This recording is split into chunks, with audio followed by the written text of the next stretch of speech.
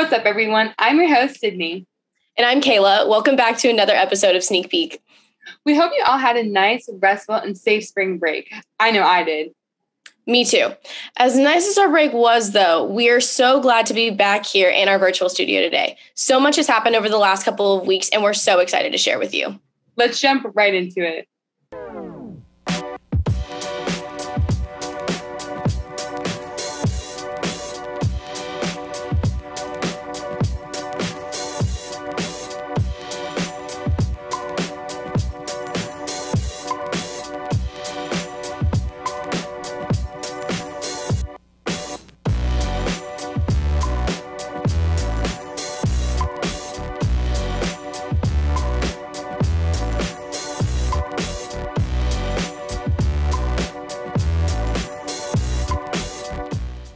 With the mass rollout of the COVID-19 vaccine finally starting, it's a relief to know that the entertainment world will slowly but surely be going back to normal soon.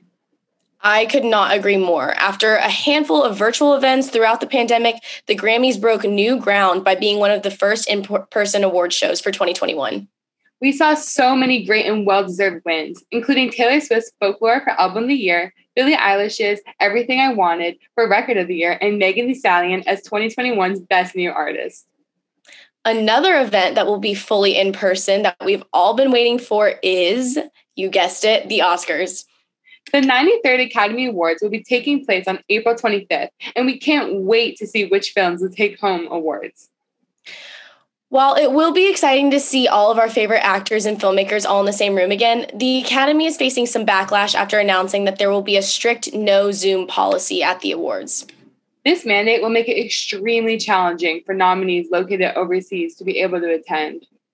Many are pointing out that it is extremely unfair to ask attendees to travel in the middle of a global pandemic, which is a completely valid concern.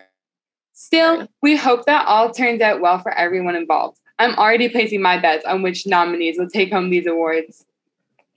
Nominees for Best Picture include Promising Young Woman, Judas and the Black Messiah, Minari, and Nomadland.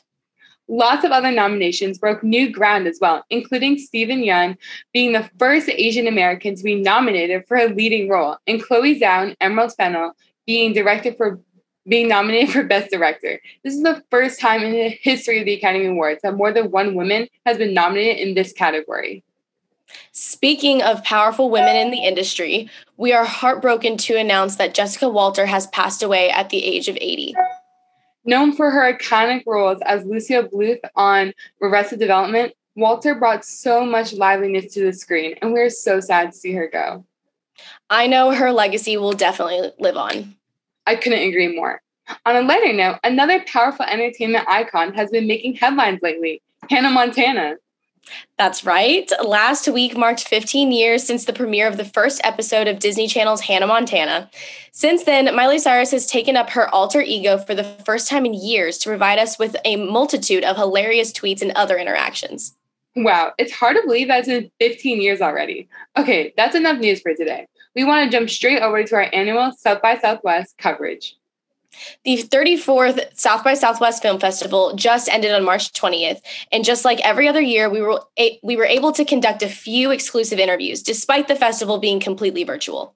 Well, no need to wait any longer. Timo and Ryan had the opportunity to interview the writers and directors for Femme, Sam Freeman and No Chun Ping, and we're so excited to see how it went.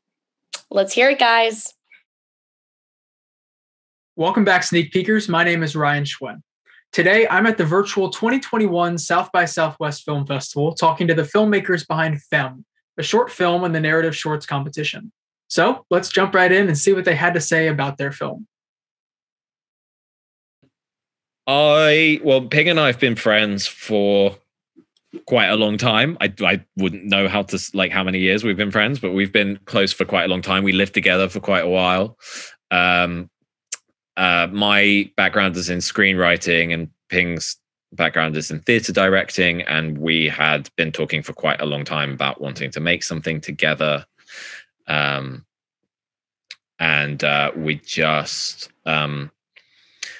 We discussed, we kind of wanted to make like a queer film.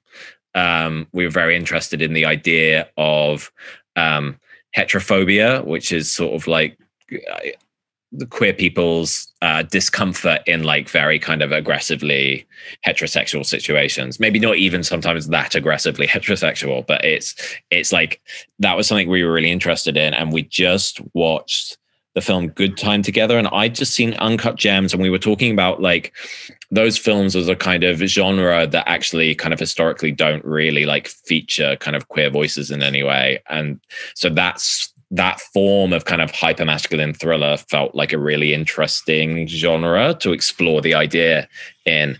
And we pitched it as a feature to some producers that we had a meeting with, and they really liked it. But Ping and we were like, we are going to co-write and co-direct. And obviously neither of us had at that point ever made a film before. They liked the idea so much that they were like, we will produce a short film for you. And they put money in, and Ping and I set off on this adventure, basically. We paid a lot of attention to kind of, because we felt so strongly that we wanted to do a kind of genre twist. We really studied the genres that we were, and it wasn't just Good Time actually in terms of what we were looking, but we looked really specifically like how music is used in this genre, how lighting is used in this, like, we really tried to, we really want to do a kind of deconstruction of this and twist it. And so we made sure that we really studied the genre. And I do think, that influenced how we used sound and score. I mean, actually, when it came to score, there was a point where we then went, okay, actually, we're making our own film. This is not a pastiche of something we've seen.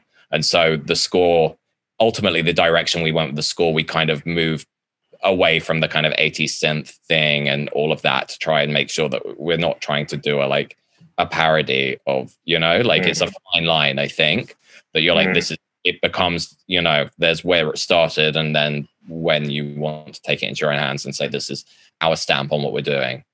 So that was a lot of conversation with the composer about us finding like a sound that simultaneously felt referential to what we wanted to do, but also had a kind of a modern London identity to it that was, felt of the world that we wanted to create. So what's next for Femme, and what's next for both of you? So we are writing the feature script now, and we're hoping to push out the first draft while the memory of them is still hanging in the air. It's really fun writing it, but also very challenging because everyone is saying, we love Femme. What can you do to give us something like Femme? But at the same time, we wrote Femme knowing that it was going to be a self-contained story. So it is about creating the same feeling, probably the same characters, from the same world, but it has to be a different story that fits the longer form of a feature. Yeah. It's often the challenge, I think, of adapting something that is short, that maybe, has been successful, that you really love, because actually if something works well, it's because it is the length that it is. Like that is what, as soon as you try, I've had it before, like with writing, definitely, that as soon as someone's like, make this long, you have to go, okay, cool, we can do that, but we're going to take the spirit of it. We're going to take what we love about it, but we're going to create something completely new, because otherwise you end up with this very truncated short film, basically. You're like, the first 20 minutes is great, and then it just feels like it goes on a bit. So it's a completely new story, but and the characters are different. But I also think if you read the script, you would be like, I absolutely see how it comes from or is a part of the sort of the universe of this short film.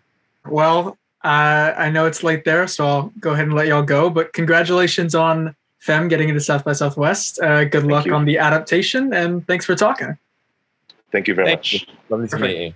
It's nice to meet you too. Bye. Bye. Bye-bye. Welcome back, everyone. A huge thank you to Timo and Ryan for such a great interview. After the cancellation of the 2020 South by Southwest Film Festival, we are definitely lucky to have been able to interview stars from the festival again this year. I'm already counting down the days until next year's festival. In other news, if you've been keeping up with the new releases, you know that one everyone's been buzzing about is the Zack Snyder cut of Justice League. If you haven't been able to watch it yet, we have Nick here to give us a recap and share his thoughts with us. Let's hear it. Ever since the theatrical release of the abysmal 2017 Justice League film, fans of both the DC Extended Universe and director Zack Snyder have been uniting and rallying support for the release of Snyder's original vision. They knew how much the movie meant to Snyder, and they wanted to do whatever it took to get Warner Brothers to release his cut. During the original production of Justice League, Autumn Snyder, daughter of Zack and his wife, producer Deborah Snyder, tragically took her own life after struggling with depression for so long. Zack had been in the middle of a disheartening battle with Warner Brothers executives over what could and could not be in the film.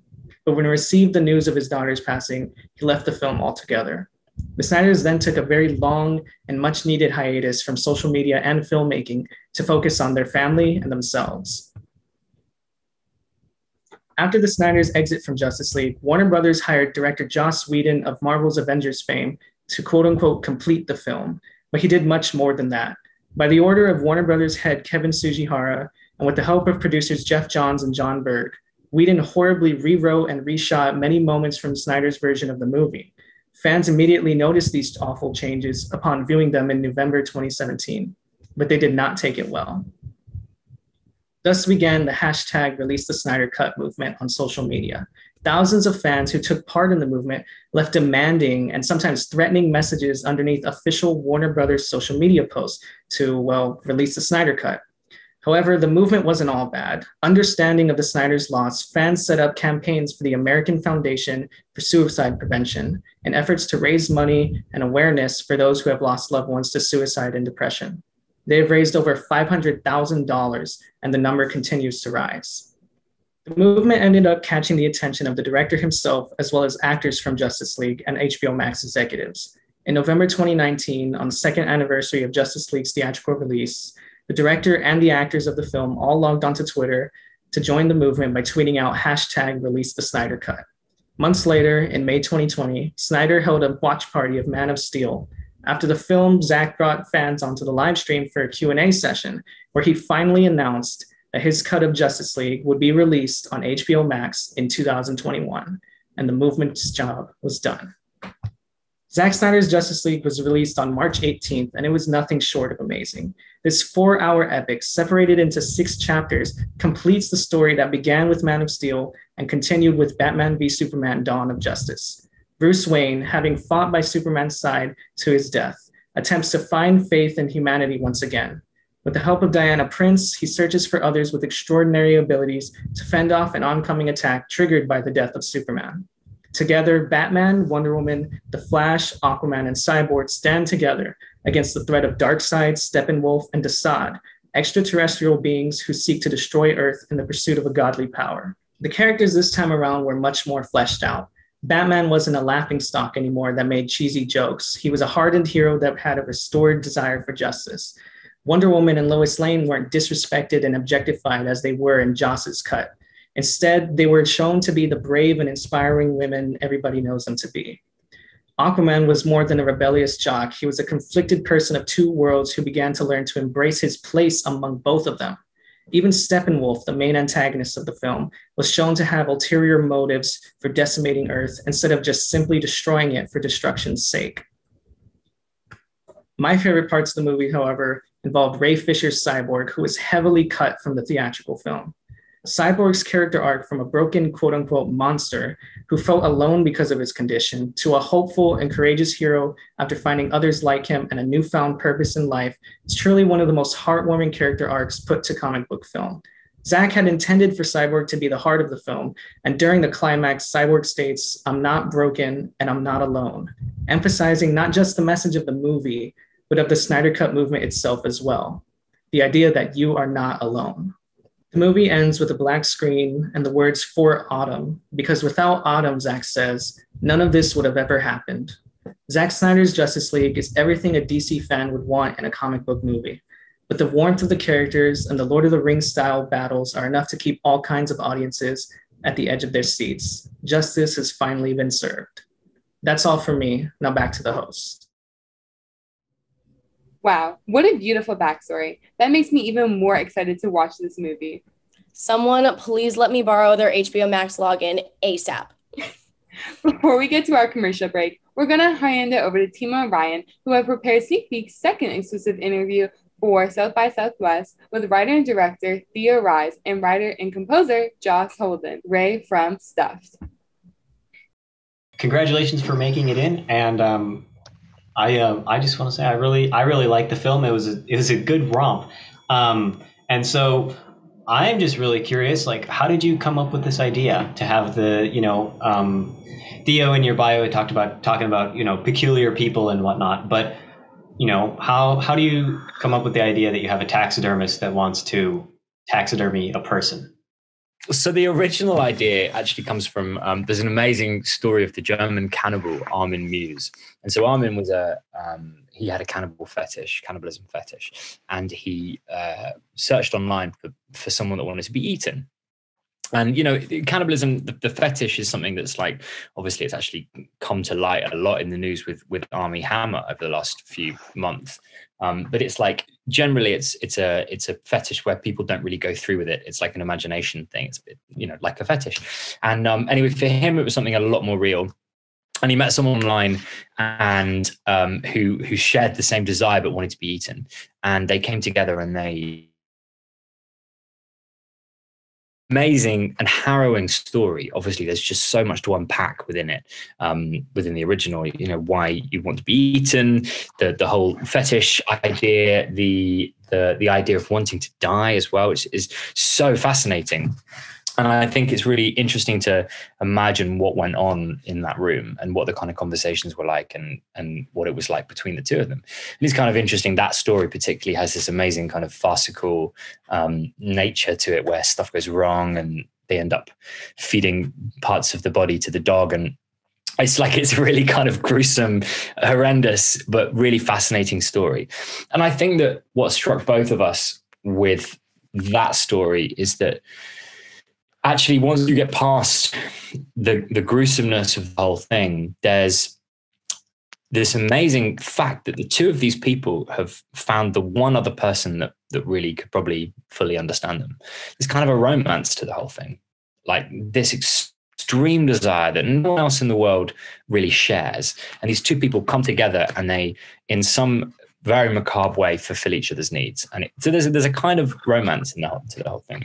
And I think this was our jumping off point. And taxidermy, it turned into a taxidermist because I think it's a slightly more palatable and interesting world for us to go down. We didn't want this to be something where it was like, we didn't want it. We never set out to make something that felt like a horror, or that felt especially gruesome. This is more about these two people finding each other. And I think taxidermy has this whole other kind of interesting set of desires and wants that surround it, with the idea with Bernie, who wants to be turned into taxidermy, feeling like he's never done anything with his life, feeling like this might be a way for him to find love, to be loved, is a really fascinating thing that you can really relate to, or lots of people can relate, growing older and feeling like you haven't really done anything, feeling like you're wasting away and losing your looks. And so I think that there's a lot more within this story for us that felt recognizable and like you could connect to it.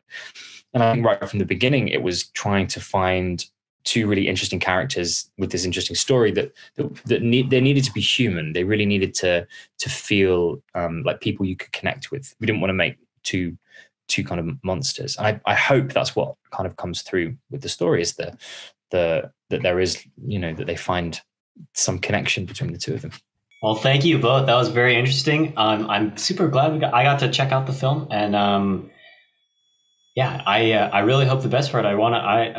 I'll keep my eyes peeled, so to speak, for if it comes out as a feature film.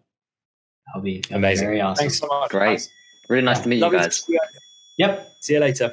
Thank you. Bye-bye. South by Southwest 2021 was definitely different than any other festival the world of film has ever seen. While sadly not all of us were able to attend this year's virtual film festival, a couple of us here at Sneak Peek were able to attend and give us a first-hand look. Emily and Claire are here today to give us a recap and share their thoughts about some of the films they were able to watch at this year's festival. Hey Sneak Peekers, I'm Emily. And I'm Claire. We recently had the opportunity to attend South by Southwest Online 2021 and watch a handful of films that premiered at the festival this year.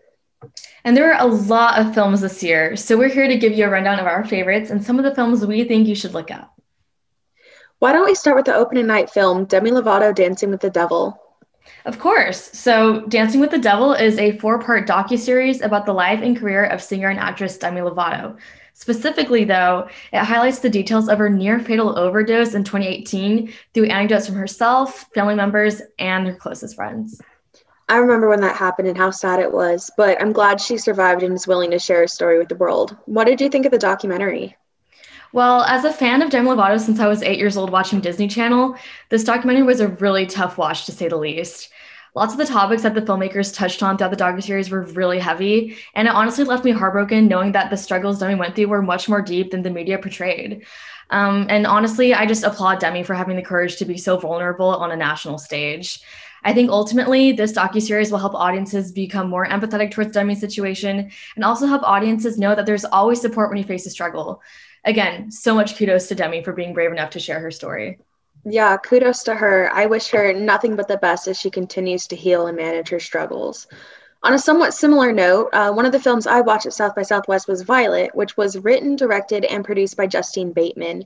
The film is about a woman named Violet who discovers that the voice inside her head that has been telling her what to do has been lying to her all along, and the decisions she's been making have led her astray from who she really is. It stars Olivia Munn and Luke Bracey and features the voice of Justin Theroux. That sounds really interesting. Yeah, this film stood out to me because I identified with the main character since I too listen to that voice in my head and sometimes let it make decisions for me. I know what it's like to be in her position, although her situation was definitely out of hand, but it was in a way satisfying watching her trying to overcome that voice and like find herself. And the performances were fantastic, as was the story, and I personally think it was one of Olivia Munn's best performances. I recommend giving this film a watch if you get the chance. Nice. So on a lighter note, the comedy Recovery that I watched follows sisters and roommates Jamie and Blake, who enjoy living their day-to-day lives as 30-something-year-olds until March 2020 rolls around. So as they struggle to adjust their routine in quarantine, they get a dreaded phone call from their grandmother's nursing home saying that there's been a COVID-19 outbreak and their grandma needs to be picked up and rescued ASAP. So the movie then follows the duo as they drive across the country, battling COVID-19 anxieties and any other challenge that comes their way. I feel like we're going to get hit with a bunch of movies that take place during the pandemic. And we're still in the pandemic, and it's already starting. I totally agree. It was super crazy. And while at first I thought it was going to be a bit too soon to see any type of coronavirus-related movie, the directors Mallory Everton and Stephen Meek did a really great job of not going too overboard with too many jokes or references. There were lots of scenes from early pandemic life that were really funny and oddly comforting to watch. This included immediately taking off their clothes when they returned home, using like a whole can of disinfectant spray to like clean off their groceries. But the dynamic overall between Jamie and Blake, the two main characters, is so tangible on screen. And I was actually lucky enough to attend a Q&A session with the directors after the premiere of the film. And they revealed to me that lots of the characters' dialogue was actually improvised. And so this made a lot of their conversations and connection on screen just feel so much more real. So overall, I definitely recommend this movie, especially as an introduction to COVID-19 films. I also watched a movie made during the pandemic, but it wasn't about coronavirus. It was called How It Ends, and the film follows a woman who travels across LA with the metaphysical manifestation of her younger self on the last day on Earth in order to get to one last party. Along the way, they check off an emotional to-do list and end up meeting some interesting people, to say the least. The film stars Zoe Lister-Jones, who also wrote, directed, and produced the film, along with Kaylee Spaney. And there were a number of other cameos, including Olivia Wilde, Fred Armisen, Helen Hunt, Bradley Whitford, and Lamorne Morris. I enjoyed the film and thought it was a good dark comedy with the world ending and whatnot. To be honest, I'm surprised the world didn't end last year. But I thought Kaylee Spaney gave a really good performance. And even though the cameos were honestly a bit too much, I still thought they were funny and that they helped the film not be super depressing. I think it's the kind of film that would end up on a streaming service like Amazon Prime or Hulu. So if that happens, I would definitely check it out. I'll keep an eye out for it. I missed that one at the festival, sadly. It's a good watch. I think we have time for one more movie each. So, what was your favorite film that premiered at South by Southwest, Claire? Honestly, my favorite was a film called Ninja Baby. So it follows our protagonist Raquel, who, after a one night stand, finds out she's pregnant 6 months too late. And even though her current boyfriend, who's not the father, is totally ready to support her, Raquel is far from prepared to become a mother. So instead, she just spends her days daydreaming and illustrating her life. She loves drawing. So throughout the movie, actually, her baby accompanies her as an illustrated comic figure, which helps her explore the ups and downs of motherhood and life in general. So from the characters to the pace of the story to the visuals, I honestly thought it was one of the most creative movies I've seen this year. It takes a really lighthearted and funny, yet strikingly realistic spin to what's an otherwise slightly uncomfortable subject for some. But I fell in love with each of the characters from the beginning of the film, and each of their character arcs developed beautifully. And honestly, IndieWire considers it like a warm-hearted gender swap of Knocked Up, which I can totally see. But with that being said, it's completely unique, completely original. I promise you won't regret it. So just check it out. What about you, Emily? My favorite film was actually the first one that I watched at South by Southwest. It's called Women as Losers. It's about a young woman named Selena who works hard to rise above poverty and create a better future for herself despite being an immigrant woman in 1960s San Francisco. And the film stars Lorenza Izzo, Brian Craig, Chrissy Fit, and Simu Liu, who stars in the upcoming Marvel movie Shang-Chi and the Legend of the Ten Rings. Not only was the performance from Lorenza Izzo incredibly strong, but the film also covered many important and controversial topics like teenage pregnancy, abortion, women's rights, issues that immigrants face, and so on. And even with so many heavy topics like that, the film still felt energetic and was very interesting to watch. Plus, I was rooting for Selena the entire time. And I'm excited to check out more of the writer, director, and producer, Lisette Filisano's work in the future. I absolutely would watch this film again, and I recommend it whenever it becomes available to watch outside of the festival circuit. Well, there were so many great films this year, and I'm sad I couldn't watch them all. Me too. The good news is, though, if you were a South by Southwest pass holder but didn't get to watch everything that was offered, there's still select screenings from the film festival available on demand until April 18th. That includes the musical Stuffed and the narrative Femme, whose filmmakers Ryan and Timo both interviewed. We encourage everyone to check those out when you get the chance. Along with the films we both just talked about. South by Southwest 2021 may not have been normal, but we were certainly given many great films to watch this year. And we're looking forward to hopefully having an in-person festival for 2022, which will take place March 11th through the 20th. I'm definitely looking forward to it, Claire. That's all we have for you tonight, so thanks for watching.